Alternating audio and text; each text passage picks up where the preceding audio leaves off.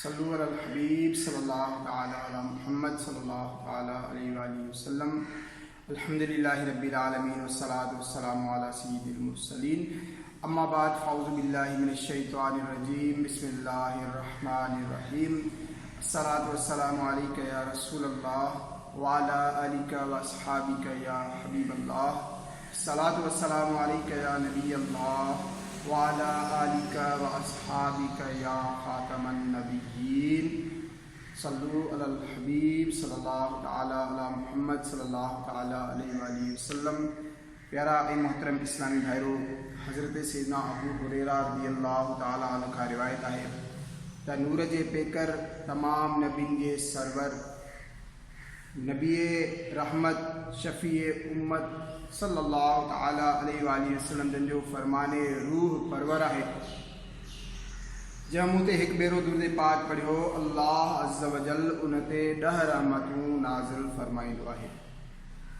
हिकु ॿी रिवायत में अचे थो, सैयदना अनस बिन मालिक रज़ियल्लाहु तआला अन्हु खां रिवायत आहे त प्यारे आका मदीने वारे मुस्तफ़ा सल्लल्लाहु तआला अलैहि वसल्लम जन इरशाद फरमायो, जंहिं मूं ते हिकु भेरो दुरूद पाक पढ़ियो, अल्लाह अज़्ज़ व जल उन ते 10 रहमतूं नाज़िल फरमाईंदो ऐं संदसि 10 गुनाह मिटाईंदो। हिकिड़ी ॿी रिवायत में अचे थो, अबू बरदा बिन नियार रज़ियल्लाहु तआला अन्हु खां रिवायत आहे त नबी मुकर्रम नूर मुजस्सम रसूल अकरम शहनशाह बनी आदम सल्लल्लाहु तआला अलैहि वसल्लम जो फरमाने मुअज़्ज़म आहे, मुंहिंजी उम्मत मंझां जंहिं दिल जी सच्चाईअ सां हिकु भेरो दुरूद पाक पढ़ियो, अल्लाह अज़्ज़ व जल उन ते 10 रहमतूं नाज़िल फरमाईंदो आहे ऐं उन जे लाइ 10 नेकियूं लिखंदो ऐं उन जा 10 दर्जा बुलंद फरमाईंदो ऐं संदसि 10 गुनाह मिटाईंदो।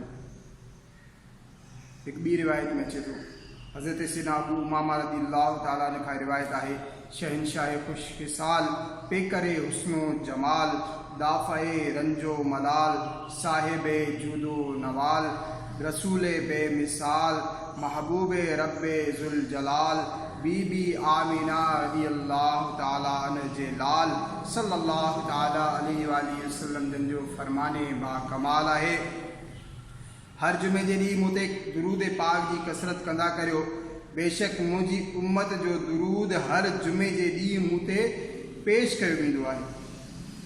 क़यामत जे ॾींहुं माण्हुनि मां मुंहिंजे घणो वेझो उहो शख़्स हूंदो जंहिं दुनिया में मूं ते घणो दुरूद पढ़ियो हूंदो।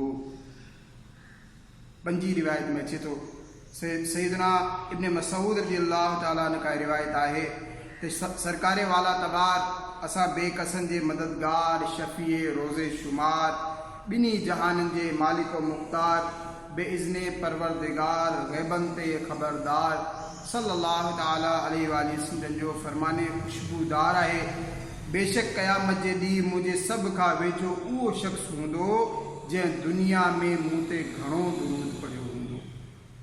शहनशाह मदीना करार क़ल्बो सीना साहिब मुअत्तर पसीना बाइसे नुज़ूले सकीना फैज़े गंजीना सल्लल्लाहु तआला अलैहि वसल्लम जो फरमाने बाकरीना आहे, ए इंसानो बेशक तव्हां मंझां क़यामत जे ॾिहाड़े उन जी दहशतुनि ऐं हिसाब किताब खां जल्दी निजात हासिल करण वारो उहो शख़्स हूंदो जंहिं दुनिया में मूं ते कसरत सां दुरूद शरीफ़ पढ़ियो हूंदो।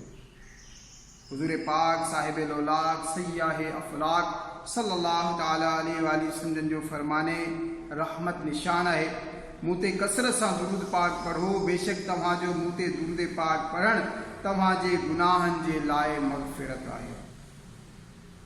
सल्लु अलल हबीब सल्लल्लाहु तआला अला मुहम्मद सल्लल्लाहु तआला अलैहि वसल्लम।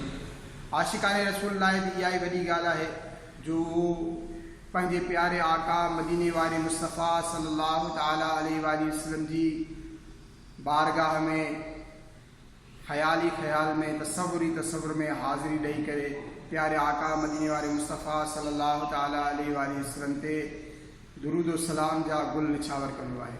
इहा उन जे लाइ वॾी ख़ुशनसीबी आहे, उन जे लाइ तसव्वुर जो मेराज आहे जो हू पंहिंजो पाण खे इन तसव्वुर में आणे त मां सुनहरी ॾियारियुनि जे साम्हूं आहियां, प्यारे आका जे क़दमनि में आहियां, ऐं प्यारे आका अलैहिस्सलातु वस्सलाम ते रोई रोई करे दुरूद पाक पढ़ी रहियो आहे। त इहा ई वॾी ॻाल्हि आहे। उन खां अलावा जेके कमालात, जेके फज़ीलतूं, जेके अल्लाह तबारक व तआला जूं रहमतूं, दरजात जी बुलंदी, गुनाह जी मग़फ़िरत जो इरशाद फरमायो वियो, उहो उन खां अलावा आहे।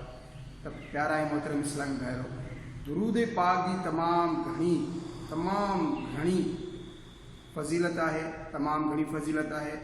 अवां नियत कयो, इरादो कयो त इंशा अल्लाह अज़्ज़ व जल पंहिंजो हिकिड़ो मख़सूस वक़्तु मुक़ररु करे एहतिमाम सां, इत्मीनान सां पंहिंजे प्यारे आका मदीने वारे मुस्तफ़ा सल्लल्लाहु तआला अलैहि वसल्लम ते हिकिड़ो अदद मुक़ररु करे जंहिं ते इस्तिक़ामत मिली सघे, उहो अदद मुक़ररु करे दुरूद पाक पढ़ो। अल्लाह तबारक व तआला चाहियो त अहिड़ियूं करम नवाज़ियूं थींदियूं, अहिड़ो फज़ल थींदो, अहिड़ी रहमत थींदी जो इंशा अल्लाह दुनिया ऐं आख़िरत संवरजी वेंदी। अचो कुझु वधीक दुरूद पाक जा फ़ज़ाइल ॿुधूं था। अस्सलातु वस्सलामु अलैका या सय्यिदल मुरसलीन जे 30 अखरनि जी निस्बत सां दुरूद शरीफ़ जा 30 मदनी गुल पेश कजनि था। नंबर 1, अल्लाह ताला जे हुकुम जी तामील थींदी आहे। प्यारे आका मदीने वारे मुस्तफ़ा सल्लल्लाहु तआला अलैहि वसल्लम ते दुरूद पढ़ण जो हुकुम रब्बे मुस्तफ़ा अज़्ज़ व जल्ल व सल्लल्लाहु तआला अलैहि वसल्लम पंहिंजे पाक कलाम क़ुरान मजीद में इरशाद फरमायो आहे। दुरूद पाक पढ़ण जो हुकुम इरशाद फरमायो वियो आहे, उन जी तामील थींदी जॾहिं असां दुरूद पाक पढ़ंदासीं। नंबर 2, हिकु भेरो दुरूद शरीफ़ पढ़ण वारे ते 10 रहमतूं नाज़िल थींदियूं आहिनि। असां हिकु भेरो दुरूद पाक पढ़ियो, 10 रहमतूं नाज़िल थियूं, उन जा 10 दर्जा बुलंद थींदा आहिनि, उन जे लाइ 10 नेकियूं लिखियूं वेंदियूं आहिनि, उन जा 10 गुनाह मिटाया वेंदा आहिनि। दुआ खां अॻु दुरूद शरीफ़ पढ़णु दुआ जी क़बूलियत जो सबबु आहे। असां चवंदा आहियूं असां दुआ घुरी, दुआ क़बूल कान थी, या असां मख़सूस वक़्त में मिसाल तौर अरबी में दुआ घुरी रहिया आहियूं त उन वक़्तु दुरूद पढ़ंदा आहियूं अॻे या बाद में। ईअं न आहे। अवां जेका बि दुआ घुरी रहिया आहियो, चाहे अवां जे दिलि में हुजे, अवां सिंधी में, अवां पंहिंजी कंहिं मादरी ॿोली में, जंहिंमें बि अवां दुआ घुरी रहिया आहियो, अव्वल आख़िर दुरूद पाक जी तरकीब कयो, इंशा अल्लाह अज़्ज़ व जल दुआ क़बूल थींदी। 7, दुरूद शरीफ़ पढ़ण नबी रहमत सल्लल्लाहु तआला अलैहि वसल्लम जी शफ़ाअत जो भी सबबु आहे। दुरूद शरीफ़ पढ़ण गुनाहनि जे बख़्शजण जो सबबु आहे।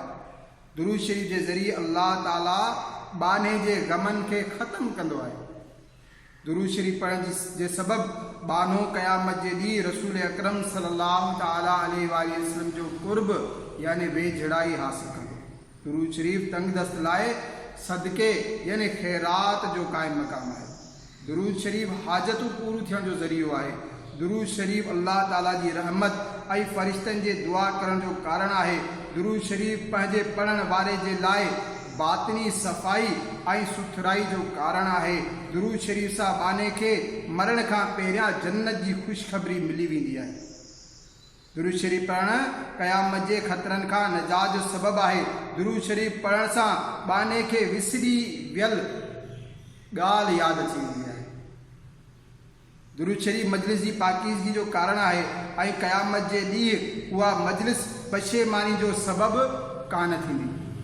दुरूद शरीफ़ पढ़ण सां फ़क़्र यानी तंग दस्ती ख़त्म थींदी आहे। उहो अमल यानी दुरूद शरीफ़ पढ़ण बाने खे जन्नत जे रस्ते ते हलाईंदो आहे।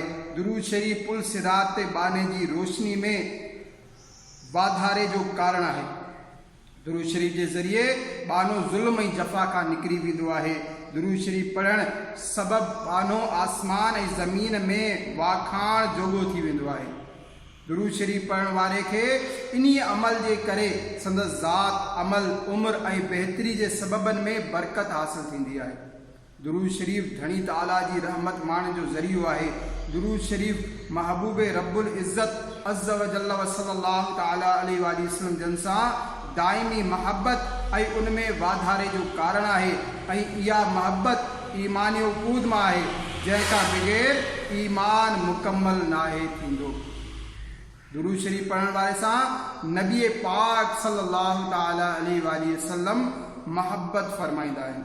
दुरूद शरीफ पढ़ण बाने जे हिदायत ऐं संदसि ज़िंदा दिली जो कारण आहे, छो त जॾहिं हू पाण सॻुरनि सल्लल्लाहु ताला अलैहि वसल्लम जो जंदे कसरत सां दुरूद शरीफ पढ़ंदो आहे ऐं पाण करीमन सल्लल्लाहु ताला अलैहि वसल्लम जो ज़िक्र कंदो आहे त पाण सल्लल्लाहु ताला अलैहि वसल्लम जंहिंजी महब्बत संदसि दिलि ते ग़ालिब थी वेंदी आहे।